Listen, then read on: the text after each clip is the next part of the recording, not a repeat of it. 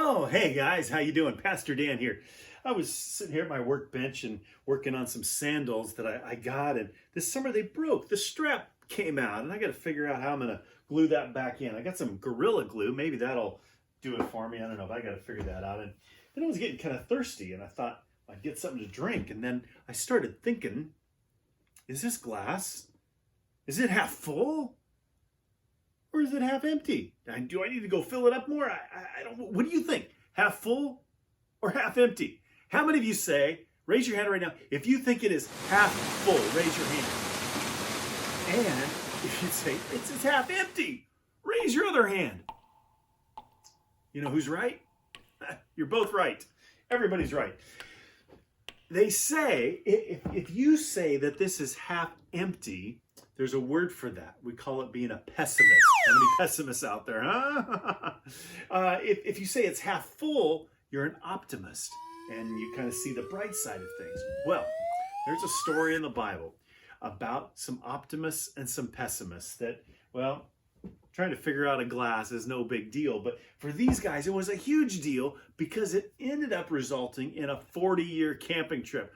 40 years, 40. That's a long camping trip. That's longer than I want to go camping. Let me tell you a little bit about it. Two guys named Joshua and Caleb. They were kind of right-hand guys. They were big helpers for Moses. And after Moses led the children of Israel out of Egypt when they were enslaved there to Pharaoh, and God did his signs and wonders, and he led the people out, and he parted the Red Sea, and he took them through the Red Sea on dry land, and they got to the other side. He says, okay, now it is time for us to go check out Canaan, the promised land, the land that was promised to our forefather Abraham, that God said he was going to give to us. We should go check it out because we got to go move there and we got to take it. And so they get 12 guys together. There's Joshua and Caleb and 10 others. And they go and they explore and they check out the land. And oh, it is amazing. It is indeed a land flowing with milk and honey. But they notice something else there. There's giants in the land. These huge, humongous, strong people that lived there. And so they came back to Moses, and Moses is like, so tell me about it. What does it look like, guys? Should we go do it?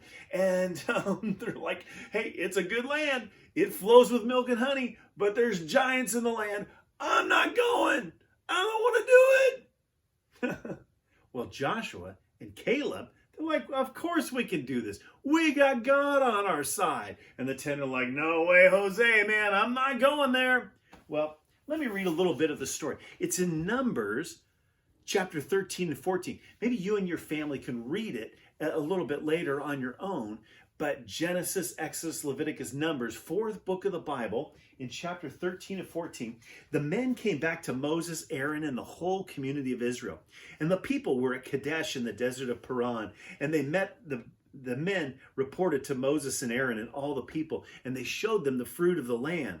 They gave Moses the report. We went to the land that you sent us to, and it really does have milk and honey.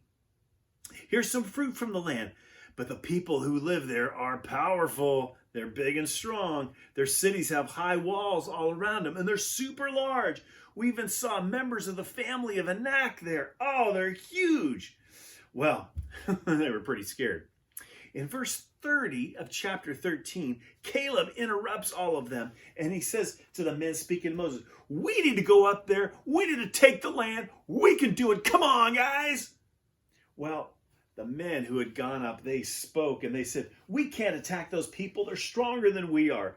The men spread a bad report about the land. The 10 guys, they started making up lies about how bad it was because they didn't want anybody to go there because they were afraid.